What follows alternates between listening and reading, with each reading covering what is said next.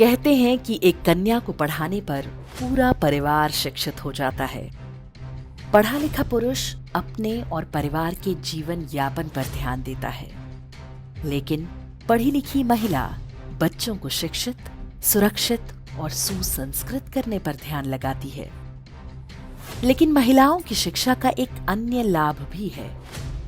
पढ़ी लिखी महिला देर से विवाह करती है।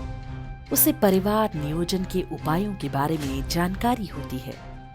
वो अपना परिवार छोटा रखती है और 2 बच्चों के बीच में कुछ वर्ष का अंतर चाहती है।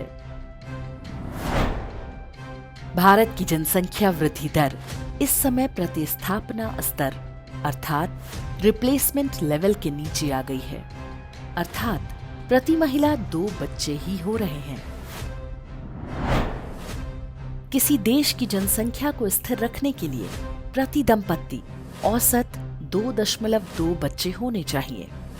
इसे टोटल फर्टिलिटी रेशियो कहते हैं।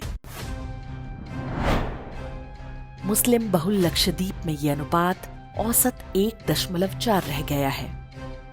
केरल में यह 1.8 हो चुका है। बिहार में यह 3 है। मेघालय में 2.9, उत्तर प्रदेश में 2.4, झारखंड में 2.3 और मणिपुर में 2.2। केवल ये 5 राज्य हैं जहां जनसंख्या बढ़ रही है। शेष हर राज्य में गिरावट आ रही है। इन आंकड़ों में एक और गूढ़ अर्थ छिपा हुआ है, जिसे समझने की आवश्यकता है।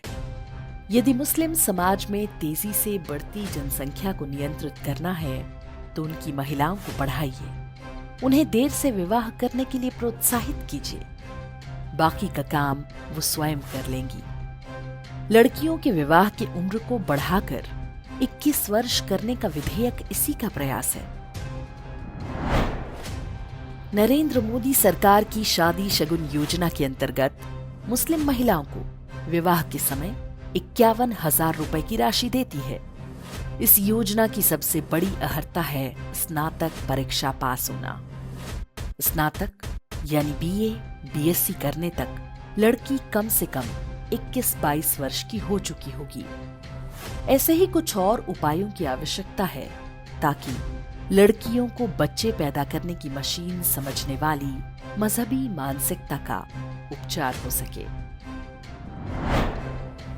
कट्टरपंथियों के मन में काफिरों से भी अधिक घृणा अपने ही समाज की पढ़ी लिखी महिलाओं से है। 3 तलाक पर प्रतिबंध ने इस खाई को और चौड़ा किया है। उन्होंने अपने समाज में कुछ पढ़ी लिखी कट्टरपंथी महिलाएं तैयार की हैं, ताकि लड़कियां उन्हें अपना आदर्श समझें। लेकिन इसका प्रभाव बहुत सीमित और दिखावे तक ही है। सोशल मीडिया पर ऐसी मुस्लिम लड़कियों और महिलाओं की संख्या तेजी से बढ़ रही है, जो इस्लामी कट्टरपंथ और मूर्खतापूर्ण मजहबी मान्यताओं के विरुद्ध बोल रही हैं। संभव है कि इनमें से कुछ अलग कारणों से ऐसा कर रही हूं, लेकिन समाज का जो चलन है उसके संकेत सकारात्मक हैं। अल्पसंख्यक कल्याण के नाम पर मुसलमानों को छात्रवृत्ति बांटने और उनके तुष्टीकरण का समर्थन नहीं किया जा सकता, लेकिन कुछ परिवर्तन समाज के स्तर पर होते हैं। वो होते हुए दिख भी रहे हैं। हमें बस उन्हें समझने और प्रोत्साहन देने की आवश्यकता है। मजहबी जनसंख्या विस्फोट एक गंभीर समस्या है। इसके हल के लिए ठंडे दिमाग से काम लेना होगा, सरकार को भी और एक समाज के रूप में जनता को भी।